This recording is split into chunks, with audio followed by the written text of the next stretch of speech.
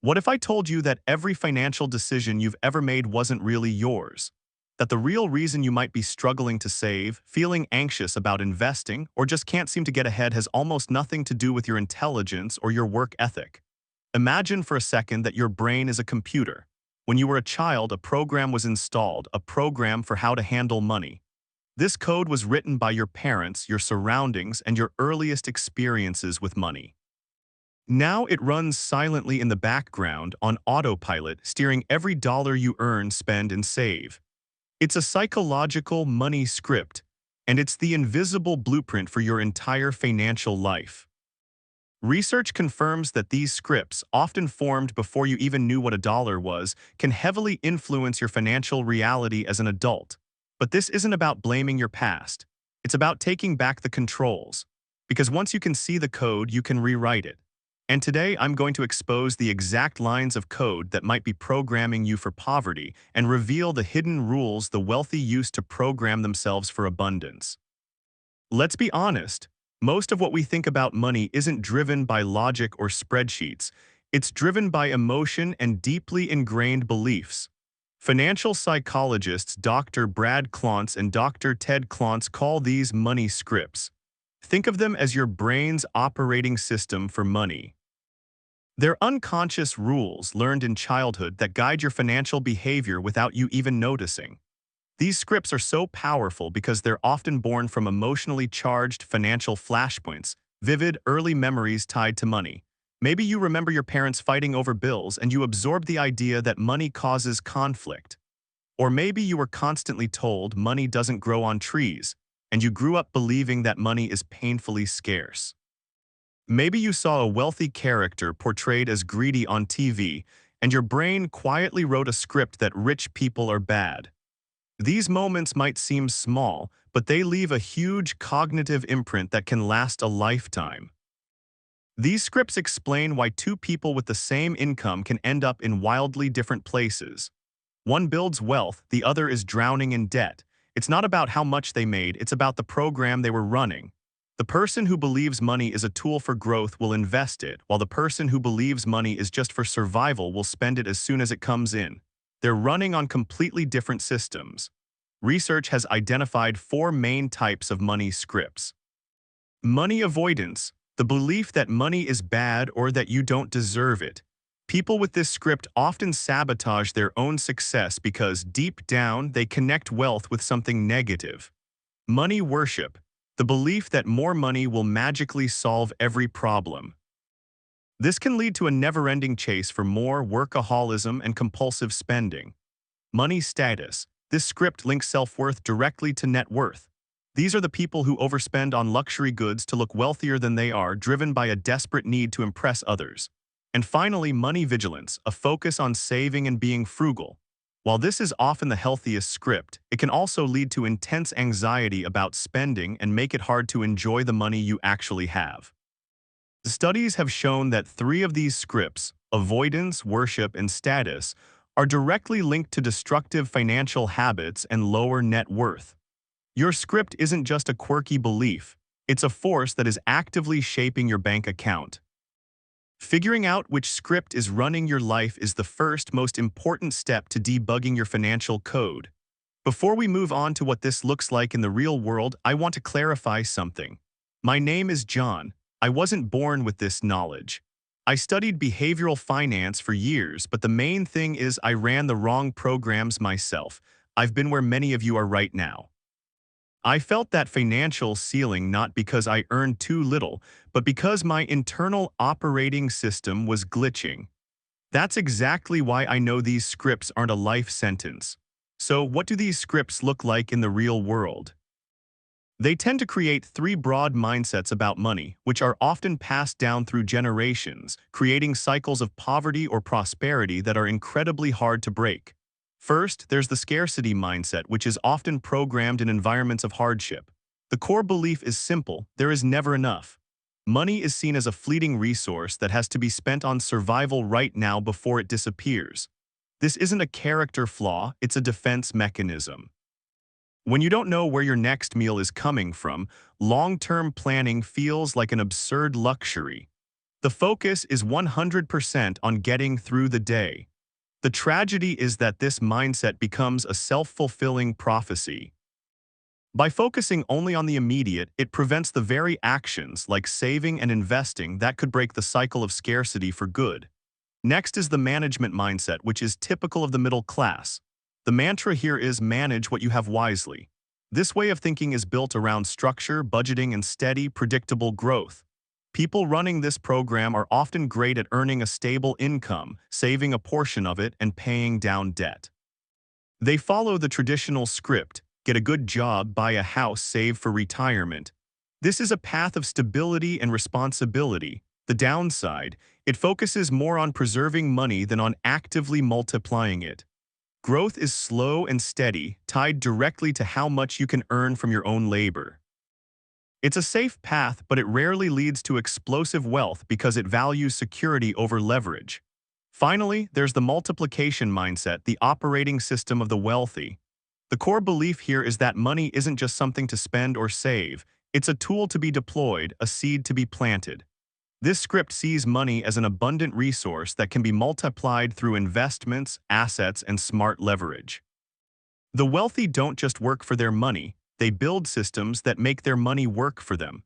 They understand that you don't build true wealth by saving your way to $1 million, but by investing your way there. This script prioritizes buying assets, things like stocks, real estate, and businesses, over buying liabilities and status symbols. It's a complete shift from thinking in terms of addition and subtraction to thinking in terms of multiplication and compounding. And that's the fundamental difference. They aren't just playing the game differently, they're playing a different game entirely. For most people, money is a scorecard, a bigger house, a fancier car. These are trophies to prove to the world that they've made it. This is the money status script in full effect. But for those running the multiplication mindset, this is a game for fools. The first and most powerful rule they live by is that money is a tool, not a trophy. Its purpose isn't to impress others, it's to build a life of freedom. This is the very essence of stealth wealth, the practice of building a fortune while intentionally looking like you haven't. The truly wealthy often don't look rich. They drive reliable cars, not flashy ones. They live in comfortable homes, not sprawling mansions. Why? Because they know a secret. Spending money to look rich is the fastest way to stay poor. All that flashy spending is really about one thing: looking for applause. It's a behavior driven by insecurity, a need to prove your worth to the outside world. But people who are truly secure don't need to broadcast it. Their validation comes from within. So for them, showing off feels pointless, even a little silly. They don't ask, what can I buy that will impress people? They ask, what can I acquire that will make my life better, calmer, or more efficient? They spend money to buy back their time, not to create envy in others. That means investing in things no one ever sees: a better mattress for a good night's sleep, a financial advisor to handle the stress of investing, or a course to learn a new skill. They value their time and peace of mind far more than they value logos and brand names. This mindset rejects debt for appearances. While many people go into debt for a luxury car they can't afford, the stealthy wealthy avoid that trap. They know that every dollar spent on a depreciating car to impress a stranger is a dollar that can't be invested to earn them freedom. Warren Buffett is famous for living in the same house he bought in 1958, not because he can't afford a palace, but because a palace wouldn't actually add any real value to his life. This isn't about being cheap, it's about being intentional. It's about playing an invisible game where the prize is financial independence, not social status. The broke person spends to look rich. The middle-class person saves to feel secure. The wealthy person invests to stay wealthy, and they do it quietly. They know that money talks, but true wealth whispers. There's a force in the universe so powerful that it's often been called the eighth wonder of the world: compound interest. But the wealthy know this principle applies to so much more than money. The second rule they live by is that all true wealth compounds invisibly in their bank accounts, their skills, and their relationships. While most people chase quick wins and lottery ticket stocks, the wealthy are quietly playing the long game. They respect money enough to give it time to grow. They ignore the hype and the get-rich-quick schemes that prey on impatience. Instead, they commit to boring, proven, and almost invisible strategies like consistently investing in low-cost index funds and holding for the long term. It isn't sexy, it won't get them on the news. But it's how fortunes are actually built through the slow, quiet stacking of dividends and interest that happens behind the scenes. For them, pay yourself first isn't just advice, it's a non-negotiable habit. Before a single dollar goes to bills or lattes, a portion of their income is automatically sent to investment accounts. The habit itself is more important than the amount. It's about building the discipline of compounding, even when the results aren't visible for years. That small, consistent action repeated over decades is what creates massive wealth. But they apply this compounding mindset to everything. They apply it to knowledge, knowing that reading just 10 pages a day turns into an invisible library of wisdom over a lifetime. They apply it to their health, understanding that small daily choices about food and exercise compound into a long, vibrant life, free from the crushing cost of chronic illness. And maybe most importantly, they apply it to their relationships. They don't just network to get something. They build genuine connections over years based on trust and mutual respect. They know the right relationship nurtured over time can open doors that no amount of money can. This is why elite circles can seem so impenetrable. They are environments designed for the compounding of social capital. This is the secret of the multiplication mindset. It sees that money is just one form of capital. Your time, your knowledge, your health, and your relationships are all assets that can be invested and compounded. A scarcity mindset sees these as separate and limited. The multiplication mindset sees them as an interconnected ecosystem of wealth.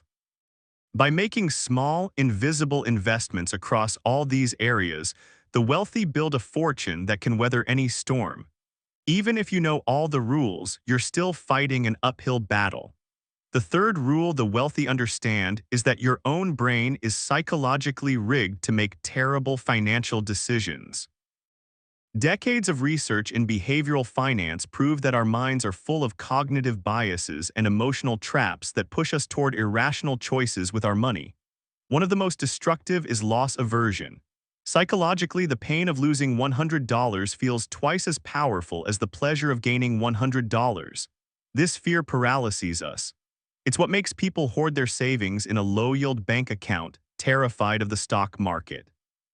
It's what causes investors to panic sell at the bottom of a market crash, locking in their losses instead of waiting for the inevitable recovery. A scarcity script amplifies this, making any potential loss feel like a catastrophe.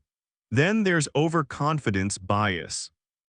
This is the little voice in your head that whispers you can pick the next Amazon or time the market perfectly. Overconfidence leads to gambling, not investing. You trade too often, racking up fees, and you don't diversify because you're so sure you've found a sure thing. Another sneaky one is anchoring. This is when you get stuck on the first piece of information you see. If a stock used to be worth $200, you might anchor to that price and think it's a bargain at $50, even if the company is now failing. It stops you from seeing what's right in front of you. And we can't forget confirmation bias, our tendency to only look for information that confirms what we already believe. If you think an investment is a great idea, you'll find every article and expert who agrees with you and dismiss all the warnings as just noise. The wealthy aren't immune to these biases, but their financial programming is built with firewalls. Their focus on boring, long-term strategies is a direct counterattack against overconfidence. Their philosophy of time in the market, not timing the market, is a defense against loss aversion. By creating automated investment plans, they take their own emotions out of the equation. They build a system that is strong enough to survive their own mistakes because they know they will make them.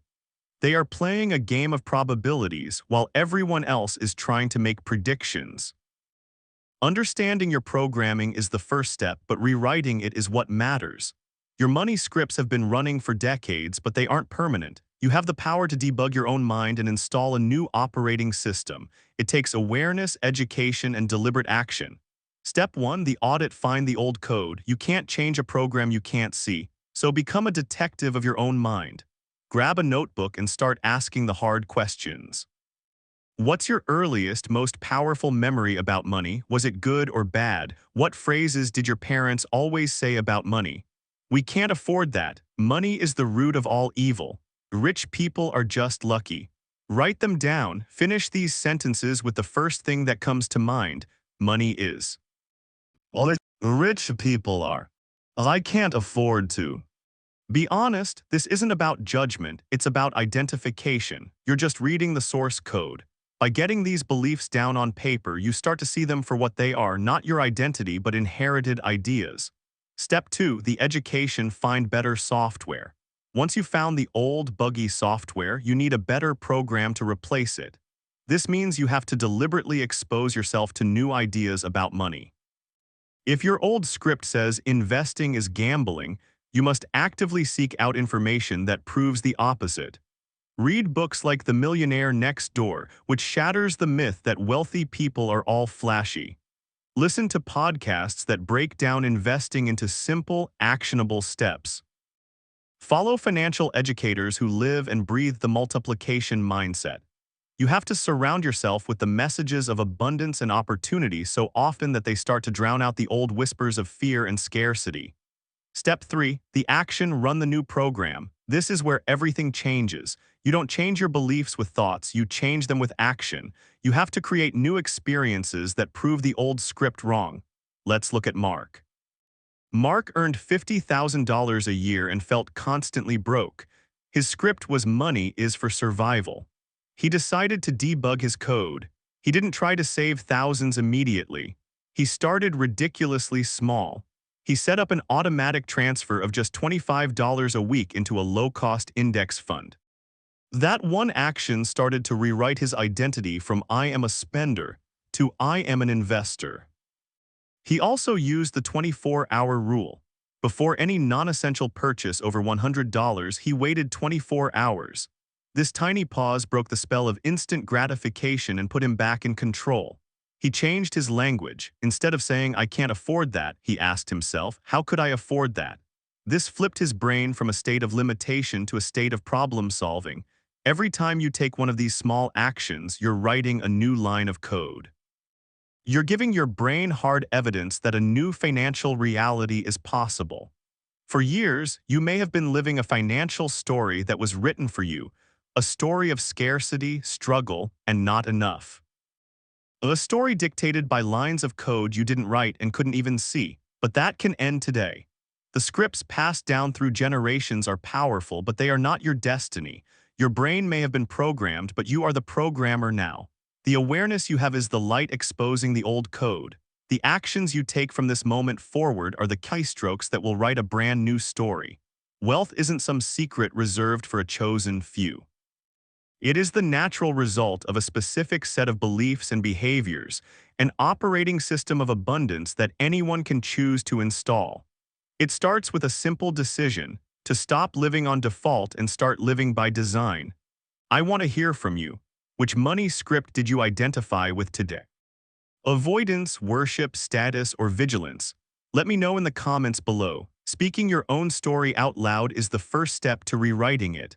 I read every comment and I want to know where you'll start your debugging. Your financial past does not have to be your future. You hold the keyboard now. The next chapter is yours to write.